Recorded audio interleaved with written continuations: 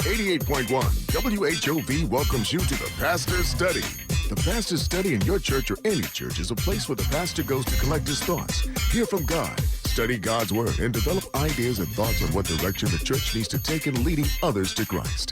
The Pastor's Study is where the road to salvation is paved and the mysteries of the Bible revealed. The Pastor's Study on WHOV is a talk show that allows you, the listener, to come inside to find out more about the ministers of the gospel in the area and the good works they're doing across the region, the nation, and the world. Now here's your host, Pastor Kevin Swan of Ivy Baptist Church in Newport News, Pastor Ray Johnson, and Pastor John Young of Empowered Believers Christian Learning Center. The Pastor's Study is now open to the public, so come on in and find out God's plan for your life and his people. What's good, everybody? Welcome to the Pastor's Study here on Smooth 88.1 WHOV, iHeartRadio, Sirius XM. This is a first in the history of our show, and I'll tell you why in just a moment. But I have with me, now, how should I do this introduction here today? That's what I'm trying to figure because it's just you and me today, right? So I get to now see Kevin Swan. Listen here. I get to do the introduction my way today. So you remember that your wife and I are very close, and you have to go home to her. Listen, I know sisters stick together, but I got the floor right now. So, ladies and gentlemen, Alvin Lyons. Alvin Lyons is on with us today. Alvin, how are you, first of all? I hope that your family is safe, that I hope you're safe as well.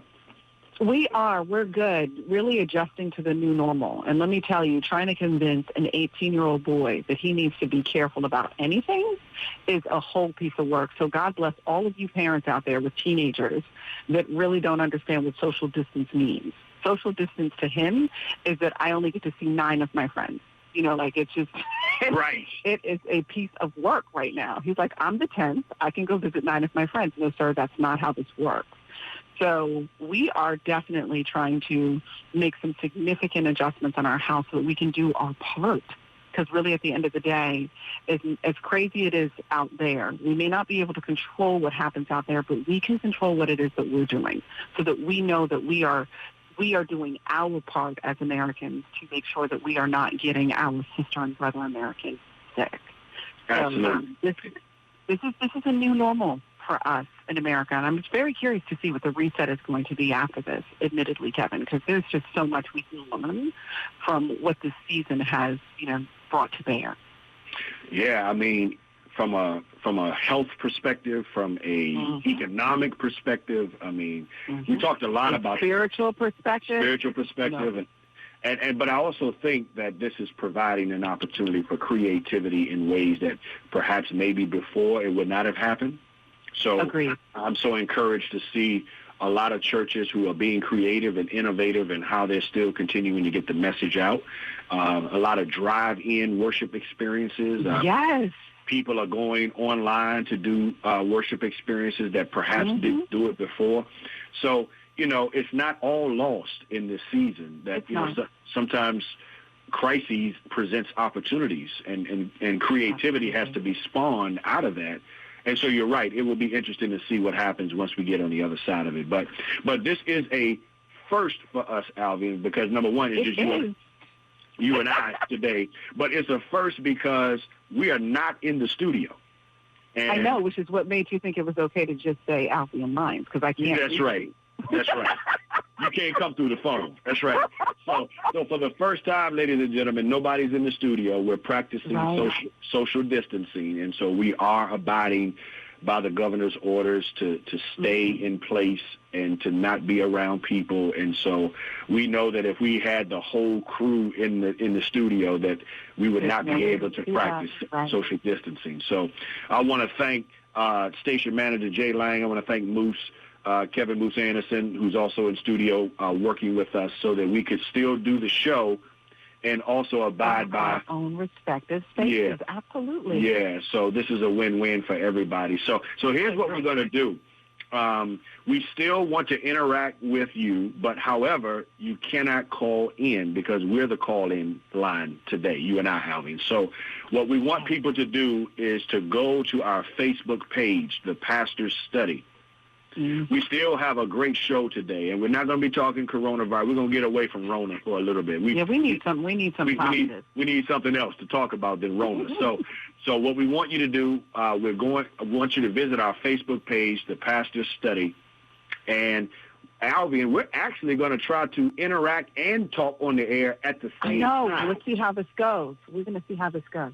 Right. So we want you to go to our Facebook page right now, The Pastor's Study, and there's a question already up there for today, and you can start answering the question now before we even announce it on the air, and we're going to try to respond to you on Facebook, and if your comment is good enough, we'll share it with the listening audience, and we'll try to answer all of your questions. So, again, let me just go back, though, to let you know of some websites that you need to know about. CDC.gov is where you need to go, Centers for Disease Control.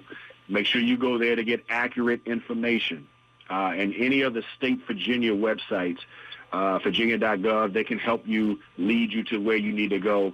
Make sure you're getting accurate information, people. I mean, there's a lot of information on social media that isn't true.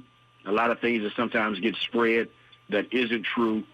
Make sure you go to places that are reputable and you can get good information. So, having said that, we're going to take our break here. And, Alvin, we tried to do a Relationship Tuesday some time ago, but we couldn't do it because of the coronavirus situation. So we're going to do it today. And who knows?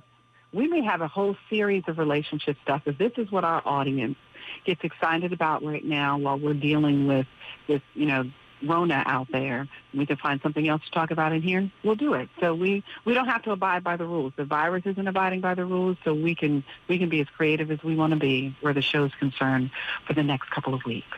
Absolutely. So go to our Facebook page right now, The Pastor's Study. The question is already up.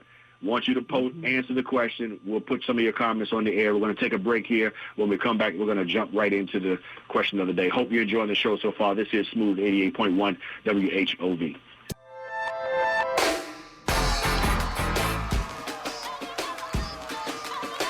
And we're back on Smooth 88.1 WHOV, iHeartRadio. I'm here with the relationship expert, Alvin Lyons. There you go. And listen, Alvin, this is the first time in history we've done a show without being in person, right? So, we're practicing social distancing, and I kind of feel like Steve Harvey and Tom Joyner right now. You know what I'm saying? We be able to remote in. Yeah, we're having a show from the comforts of our respective homes, but still being able to be there for our listening audience. So I'm proud. Okay, I am proud. I mean, I feel like the Jeffersons. We moving on up. we on the east side now, right? We got a deluxe apartment. We can remote in, right? If the View can do it, we can do it. That's right. We can do it too. So thank you everybody for tuning in, and we do have a question of the day.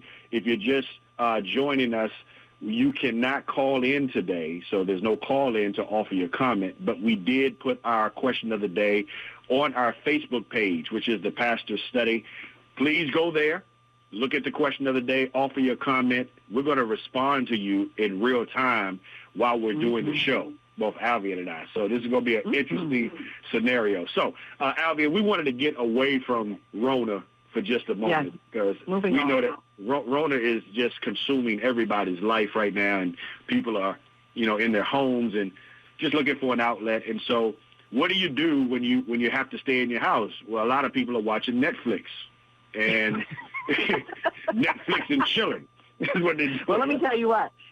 I'm already having conversations with folks who are convinced that one of two things is going to happen within the next 9 to 10 months. We're either going to have a bunch of divorces or a bunch of babies. There's pretty much going to be nothing in the middle. I told my wife that last night, divorces or the church going to grow. One or the other. church going to be growing. Well, I'm going to look at next year, 2021, how many baby dedications I'm going to have to do. But listen, so there's a show on Netflix, Alvin, that when I first, and you told me about it, and I admit I sure did. I don't watch a lot of Netflix, but I I have time now, so I started watching it. And as soon as I started watching it, I hit you back and said, we got to talk about this on the air, right? And for those who don't know, it's the show called Love is Blind. Love is Blind. Mm-hmm. Mm-hmm. And the premise of the show, for those of you who haven't seen it or familiar with it, the premise of the show is you have, I believe, 7 or 8 men and women who gather together, and they go into these pods, and it starts off kind of like speed dating, right? Yep. And the premise of the show is you cannot actually see the person. So you go into these conversations, and you talk, and you talk, and you talk, and then you have to make a decision of whether or not you want to take it further with someone. And you continue to talk to them and engage with them. And the kicker is you cannot see the person until you get engaged to be married. If you choose to. If you choose to get, yeah. Mm-hmm. Right.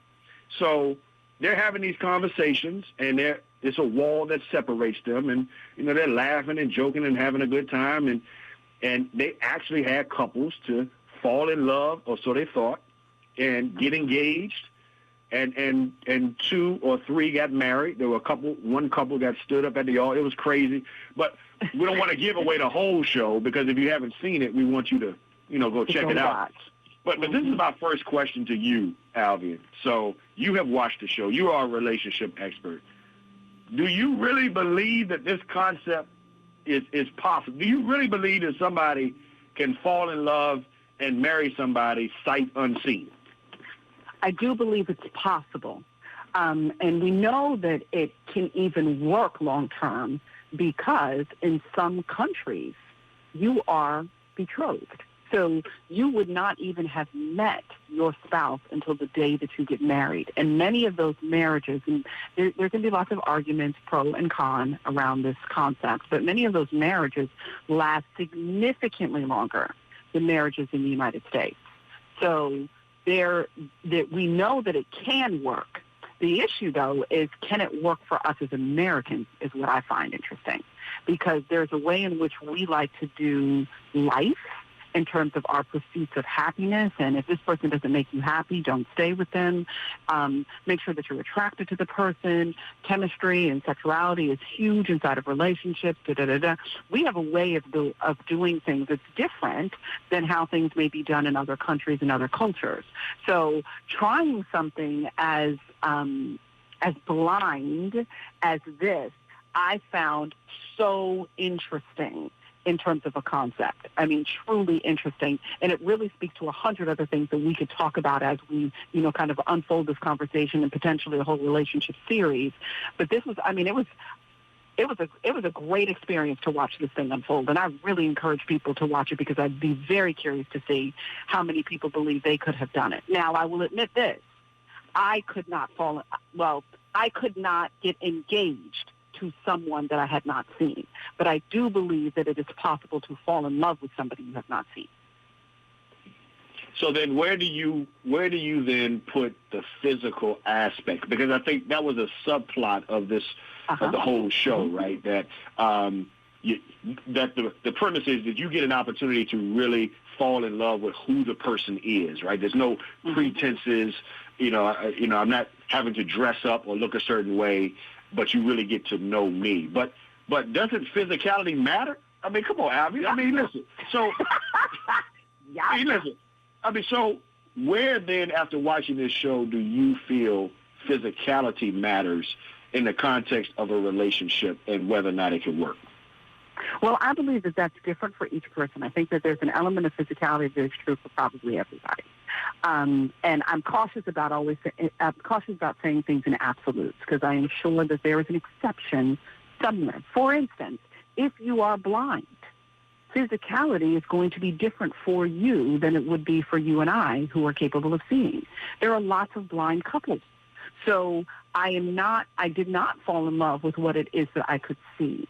But even, for instance, for those of us who have watched the movie Ray, he paid attention to the size of your wrist, the size of your ankle. The certain women are going to look a certain type of way by virtue of their bone structure. So he was creating an image of these women inside of his mind. So there's still, even though there's physical blindness, there was not cerebral blindness for him in his attraction. Stevie Wonder being blind, married for many years, family connected to that marriage as well. So we do know that people could not have sight and still find someone attractive and desirable.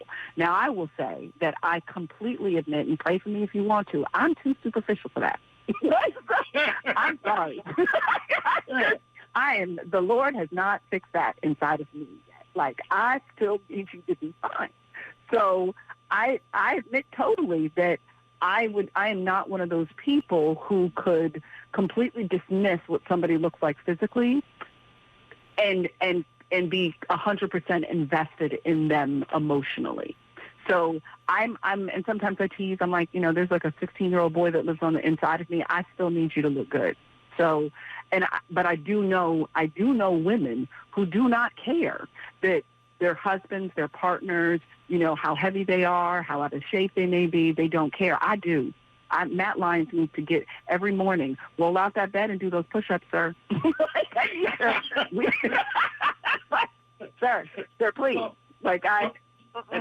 And I think that's what's interesting for me too, Alex, because I don't want to speak for all men, but we do know that men tend to be visually attracted and stimulated, right? Absolutely.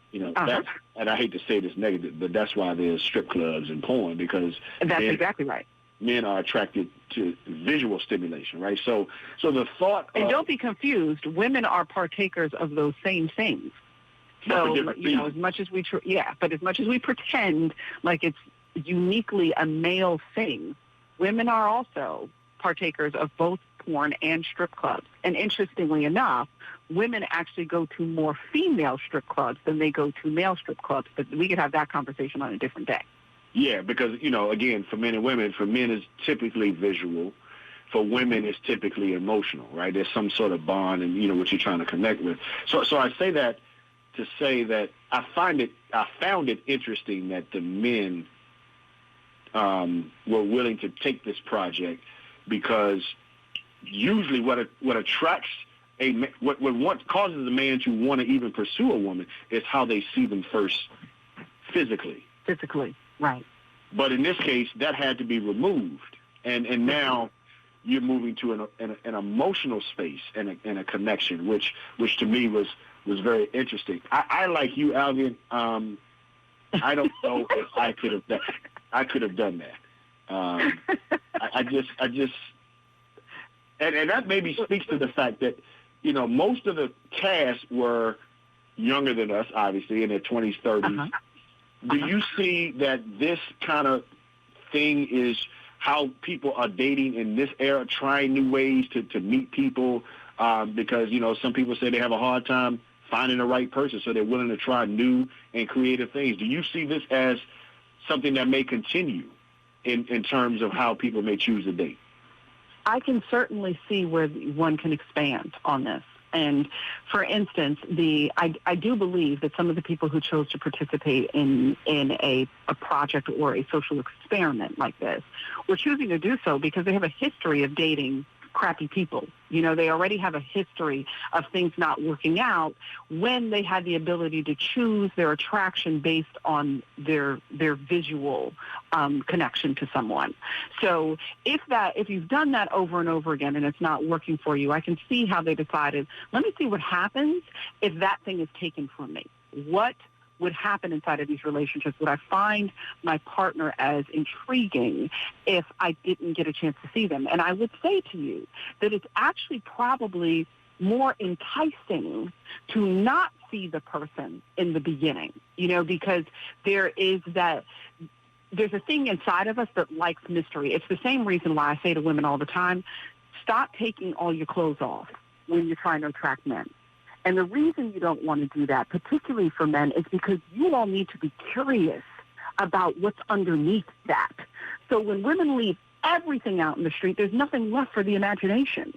So some of the attraction is imagining what that would look like if I took that piece of material off of it. Well, when you already have it off, I don't even have the fun of that imagination.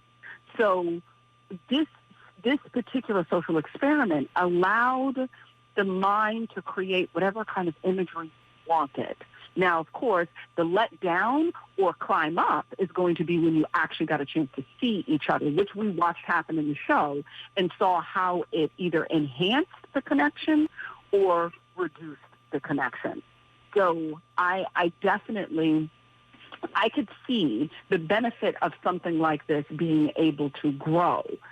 I still think that you probably have similar success rates because I think they ended up right around 30% of the couples ended up staying together out of the, 10 real couples that were kind of hanging with each other, so to speak, and then, it kind of dissipated from there.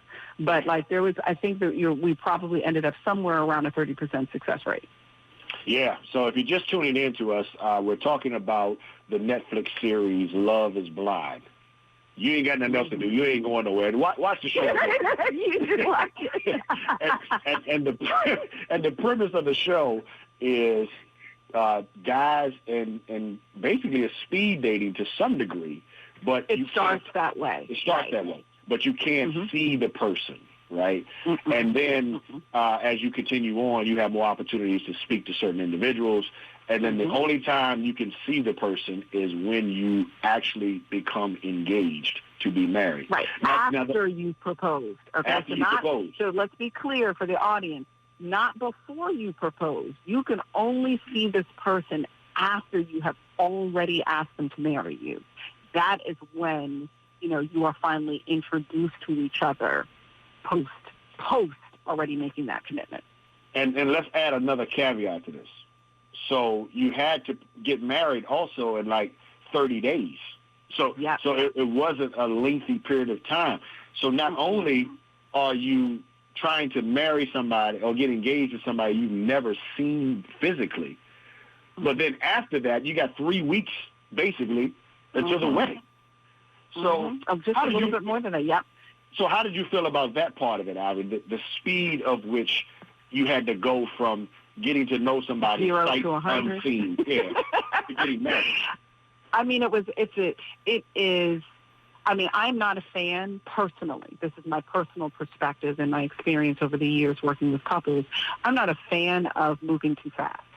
I fundamentally believe that the longer the time you spend building a real connection, a real relationship, and ideally a friendship inside of that relationship, the better your chances are for long-term endurance.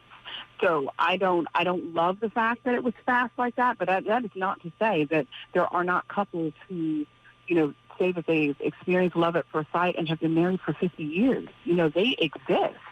So I'm not one to say that it can't be possible, but I am one who typically will say spend all seasons with a person, because there are people who are different in the winter than they are in the summer. And I'm not talking about just in terms of habits. I mean literally they respond to the change in atmospheric pressure, climate, all of those things in ways that some people experience seasonal depression. And you don't even know that about the partner if you haven't been with them long enough to walk through those seasons with them. So I'm a fundamental believer that do at least a year with somebody to see them in all seasons before you consider, honestly, and planning for a forever with somebody. A year is not too much to invest.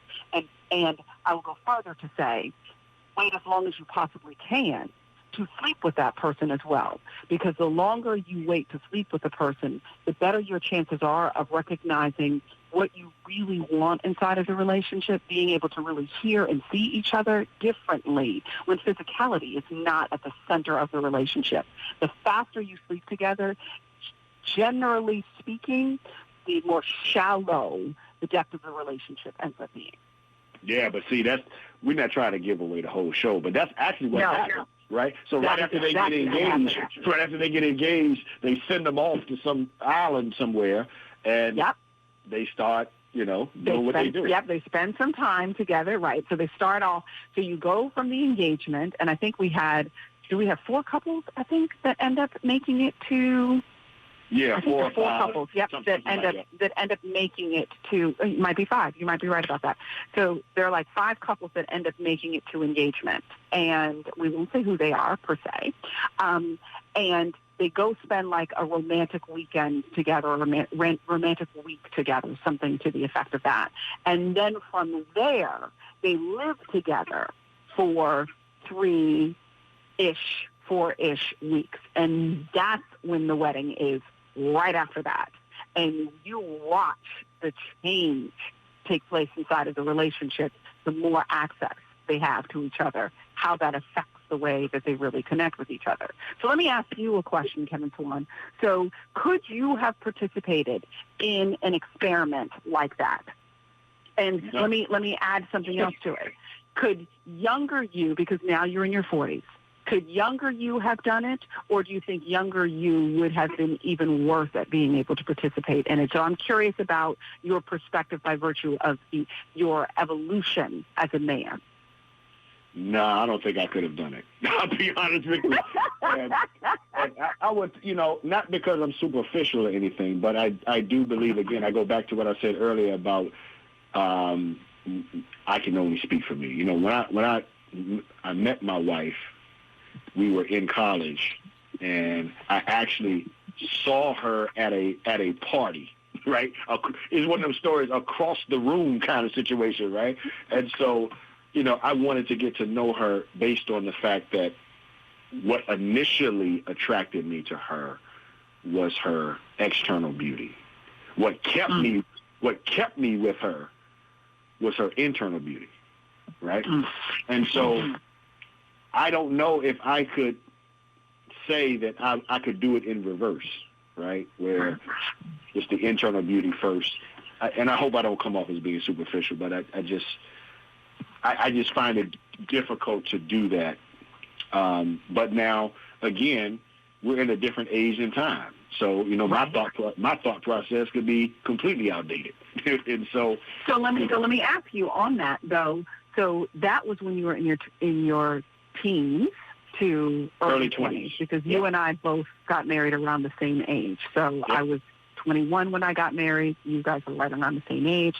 So would you say that there's a difference between what you think you would be capable of if in some alternate universe that does not exist, you were single now in your 40s?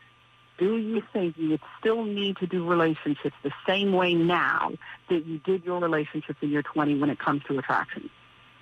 No. You know what? It's funny you're saying this because, first of all, to be single in this day and time, I'd be scared to death. I'd be like a fish. I would be like a fish out of water. You understand? I wouldn't know. But, again, I do understand that it has evolved in how people meet each other, right? And when I started in ministry and I'm doing premarital counseling, I always ask, how did you meet? Well, I met at work, or I met through a friend or a friend of a friend. Now, when I do premarital counseling, how did you meet? Oh, we met online. Online. Mm-hmm. We met online. And Match.com or, BlackPeopleMeet.com. It's how people do it now. And then I look at, Alvin, my children, too.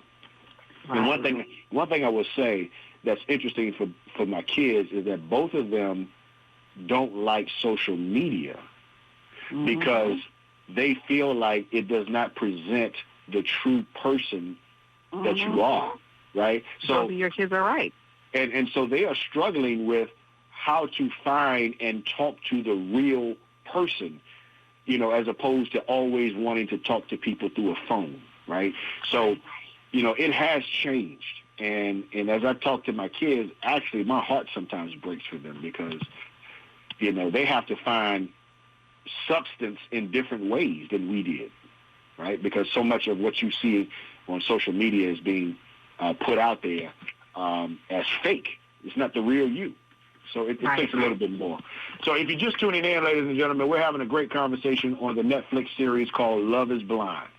And if you haven't seen the series, we encourage you to do so. It is a show based on the fact that people meet and they date and they get engaged without ever physically seeing each other. Yeah. Yeah. And so that's the question that the show is asking. Is love really blind? We want you to go to our Facebook page, The Pastor's Study, and offer your comments. So let me just share a couple. Brad said, Alvin, love is most certainly blind. Some people don't even fall in love with the other individual that they're dating and getting to know. Sometimes people fall in love with the security and regularity that a relationship provides. What do you say to that? That, you know, I'm with you not because I necessarily love you, but I love you because, or I'm in the relationship because it's stable, it's secure. Mm-hmm. What do you say to that? Mm-hmm. Well, I mean, I think that he's absolutely right in that sometimes the thing that we think we're in love with is not really what the real issue is. So in that sense, it is blind in that we are not really exposing one to another why we're really inside of this thing in the first place. I will say, though, that I don't know that one can really consider that love.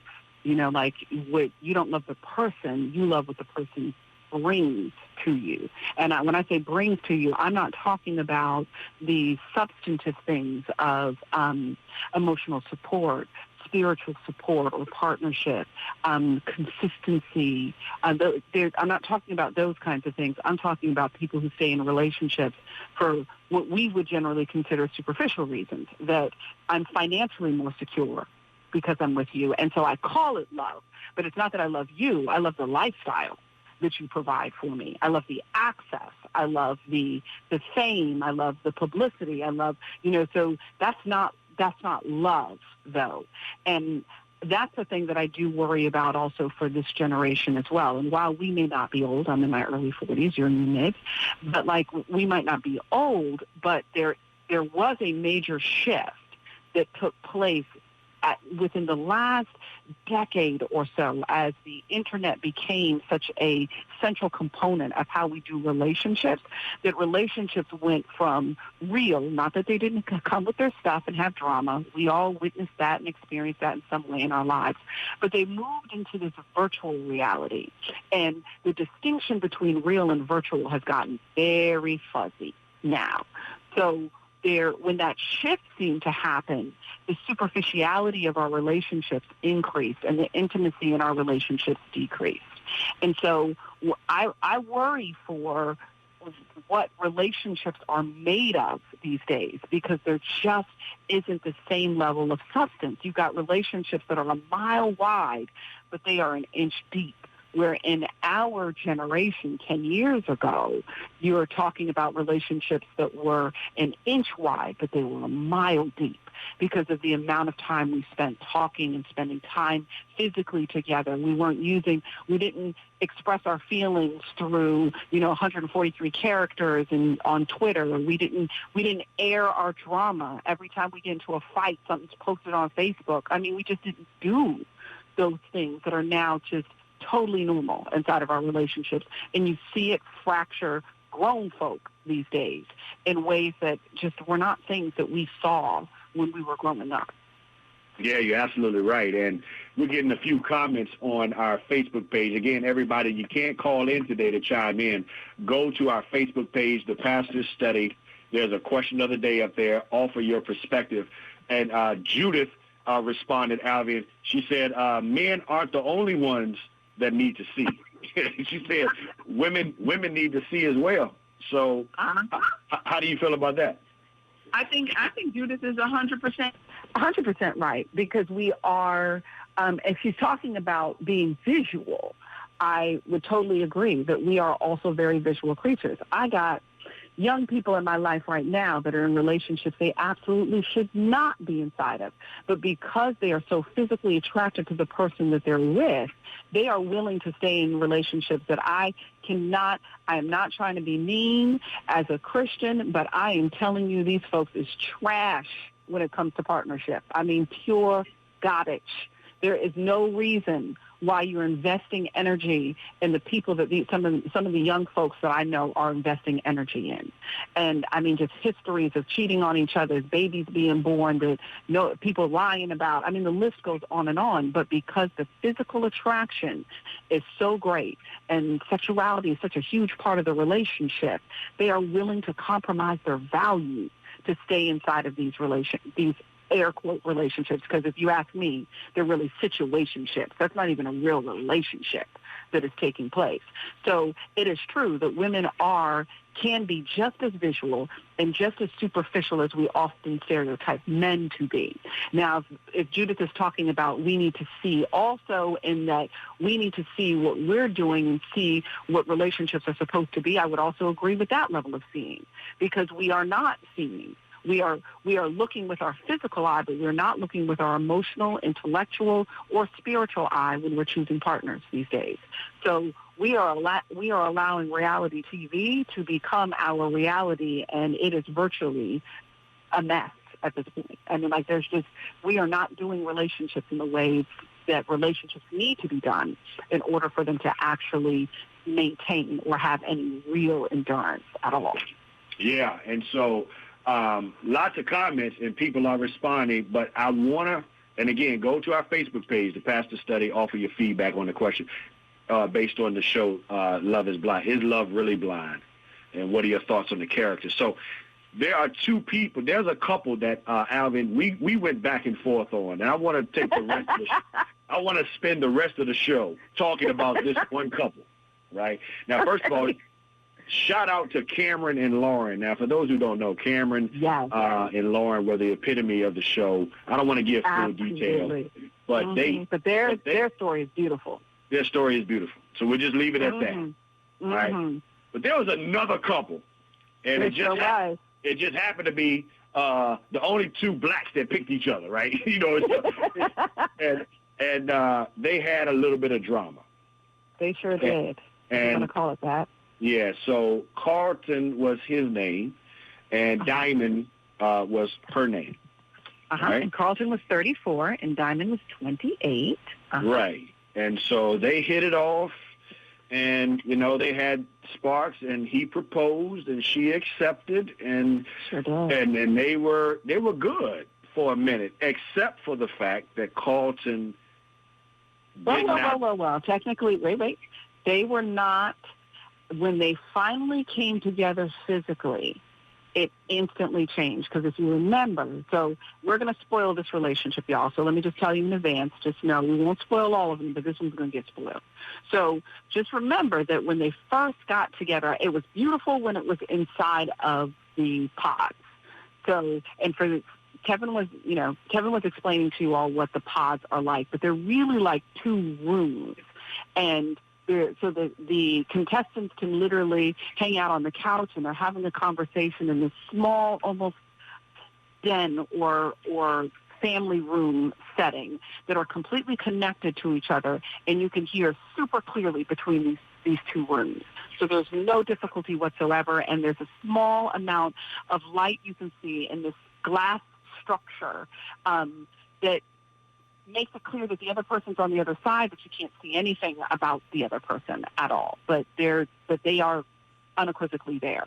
Well, after Carlton proposed to Diamond, and they went to the romantic kind of honeymoon experience that they were going to have before having to live together, he instantly was responding to her differently when they were in the same physical space, which she recognized right away, that he seems different now that he can see me, now that they can see each other, that they're in the same space. And I have a theory why that was, but you can go ahead now. I just want to make sure we set the scene properly.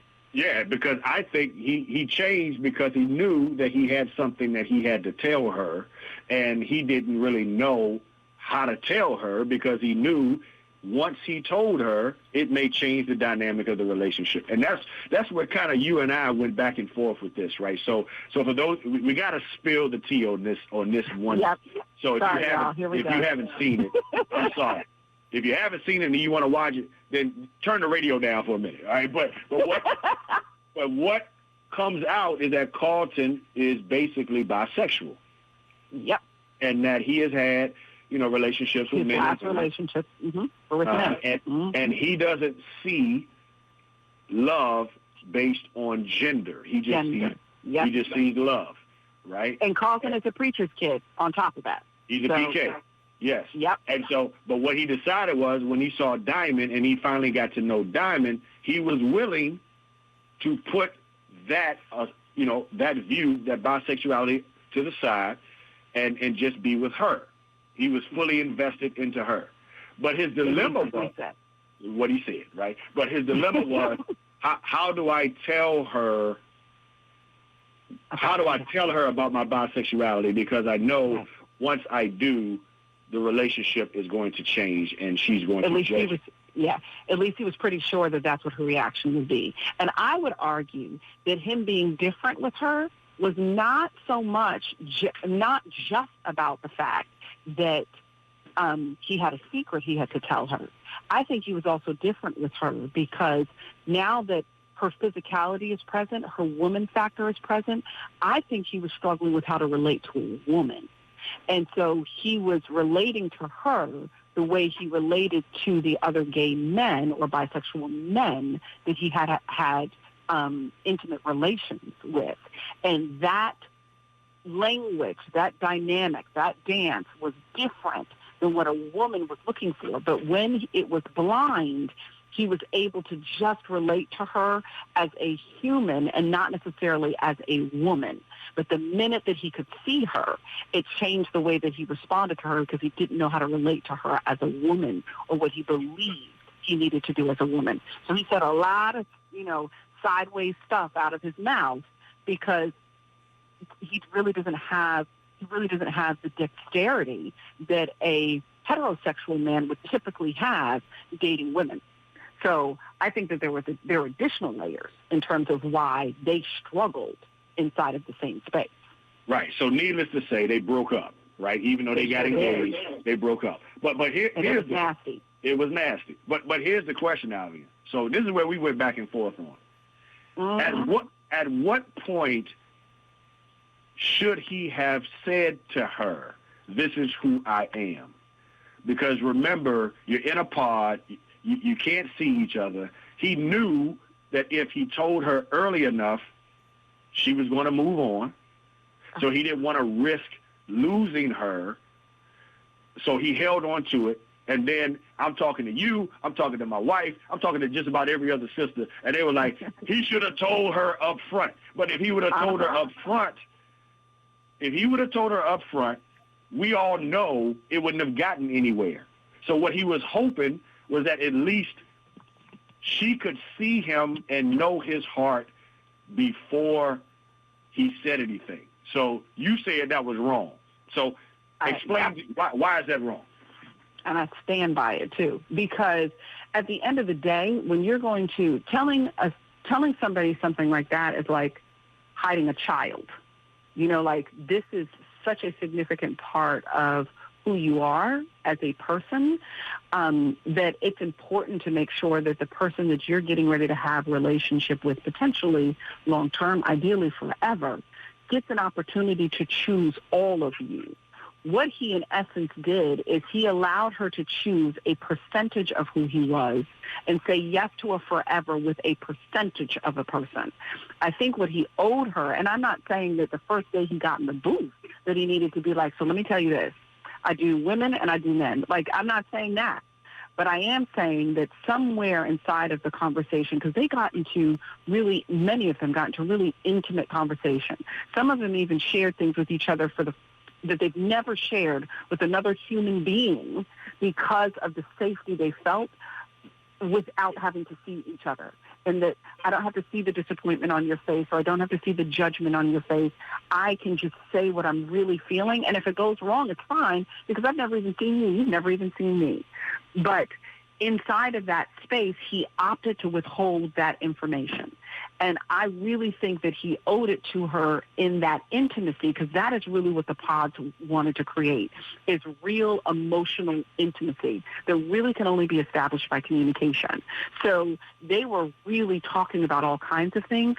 talking about a struggle that he's had in his sexual identity would have been appropriate to do inside of the pod. So if she was going to leave, she would leave without them ever having seen each other. That would have been a lot less painful for both of them. But to withhold it and then wait until after I've made a decision that I think I know, as ridiculous as that may sound, but I think I know 100% of who you are, and turns out that I only know 50% of who you are, or 70%, depending upon how significant somebody considers their sexuality to be relative to their identity, I think that was unfair. And I get what his motivation was, that, by any means necessary, I'm trying to make sure that I could hold on to you. But he put himself in a situation and put her in a situation that was untenable for both of them to be able to effectively navigate. And to me, it was a setup for failure. So to me, I wrestle with this because there are lots of things that people don't tell people right away, right? Mm-hmm. And so what is the list of what you should tell people up front, right? Because again, Amber and Barnett, which was another couple, they got married, but she didn't tell Barnett about her financial debt until after they got engaged. Right. So again, had he known that she was heavy into financial debt, you know what I'm saying? Would he her credit score was like a 25, right? Exactly. So and this happens to all. At what point do you share the deepest, darkest of who you are with somebody as you're still trying to figure out, is this relationship going to work? And you don't even know where it's going yet. So why would I tell you everything up front? And I agree with you that you don't necessarily need to tell everything up front. But before we plan on a forever, before we get to a point where we're talking about combining our lives, I have a right to know what I'm saying yes to. So I'm just saying that before you ask me to marry you, you should have told me something like that. And I also think that Amber and Barnett should have had that conversation before they necessarily got to the point of engagement. Being engaged. Yeah, and so, but I would have asked those kinds of questions if it was me. And I recognize that not everybody's going to ask the same kinds of questions because they're not necessarily thinking that far in advance. And part of that is a byproduct of where we are in our lives now, because our perception of what you should do in your 20s is different because we're now in our 40s.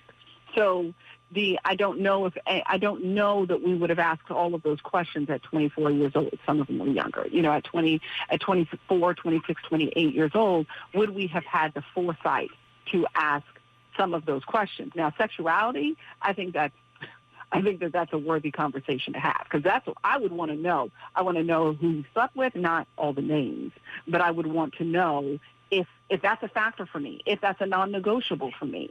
That's something we need to talk about. If STDs are a non-negotiable for me, we definitely need to have that conversation before we sleep together. So there's certain kinds of things that I think are game changers, but we need to know what our game changers are before we say yes to a long-term relationship. So if that was a game changer for you, right? Mm-hmm. Mm-hmm. Wouldn't you have asked the question? Absolutely. So why then would you wait for somebody to tell? If we're dating and I need to know something that this is very, wouldn't you have asked, yo, man, who you been with? And have you been with men? Because so then why are we putting all of this on Carlton of the timing? Well, I don't think that it's 100% on Carlton, but just based on what it is that we see inside of the social experiment, because obviously there are components that we didn't see. But based on what it is that we see inside of that, it doesn't sound at all like he even tried to come near any conversation that would have created an opportunity for them to have that discussion. Like, it almost as if he made sure that he stayed out of those waters altogether. Now, like I said, we don't know if there are some exchanges that we didn't see that took place, but I didn't get the sense that he would have said anything inside of that. I think he absolutely was planning to hold on to that information until after she said yes, which feels like bait and switch. He didn't even give her the opportunity to say yes to all of him or not. he made that decision for her, which is the thing that I think she resented the most about the situation. Yeah, let me ask you, Kevin. So if it were you, though, would you have, God forbid, would you have withheld a piece of information that could be that substantive inside of a relationship in order to just make sure that you lock down the girl? Yeah, so at some point, I think we all know we have to have that conversation, right? So, no, I would not move forward with engagement or anything like that before we have full disclosure. I think the question though becomes, at what point do you start having those tell all, bear all, this is me and this is who I am? Because a lot of people are feeling like, Carlton misled her. I sensed that he was struggling with it because he knew, again, that had he told her up front, it wouldn't have gotten anywhere. And what he thought was going to happen actually happened. It's exactly what happened. Mm-hmm. So that's why he was afraid to say anything, because he knew what the outcome was going to be, because a lot of women may have struggled with his past sexual history, right? So we got Kim on Facebook saying Carlton should have disclosed that during the time he couldn't see her, and that was a lie to her. But don't we all at some points kind of withhold information until we feel that we're ready to share that with someone? I mean, we know we have to do it. I think the question is, when do we do it? And that's the thing. It's just unfair to have done it after the engagement. I do not have issue, and I am not arguing that there are certain things that we don't want to say up front. Like, I can understand that. There are women who have had abortions, and they know that the partner that they're with is conservative morally and might feel some type of way about it, and they wait until significantly further into the relationship that they feel like there's enough emotional investment that you can hear my statement without necessarily looking at it through a lens of judgment. And I understand that. I have friends who have STDs, and the kind that you can't get rid of. And I'm not talking about AIDS, but herpes doesn't go away. And these are good women who unfortunately have slept with someone who was not responsible in their conduct, and these aren't women who have slept around a lot either. And so it's a very difficult question for them to answer, a very difficult conversation for them to have, to tell somebody that they were given this gift that they can't give back, that they know somebody might feel some type of way about them if they share that information. I have had girlfriends who have waited till after they slept with a man to tell him that they have herpes, and it ruined the relationship. I have others who told men up front, and there was so much love inside of that relationship that the men decided that I want to be with you, and I'm not going to judge you by virtue of something somebody else did to you or brought to you. So there's just some conversations that I think that it's just more responsible to have that discussion before you take the step that in essence disempowers the other person to make an educated decision. Yeah, and on that note, Alvin, guess what? We're out of time. I know, that's crazy already. And so check out Love I think that our audience should go, I think our audience should go watch it, and we could talk about it, because next week will be Relationship Tuesday anyway. We could talk about some of these other relationships, because there was a lot that happened in that show. Yep. We got to run, y'all. Thank you, everybody, for tuning in. Moose, thank you for being in the studio, holding it down for us while we're practicing social distancing. Until next time, everybody, be blessed and be a blessing to someone else. This is Smooth 88.1. That's right, WHOV.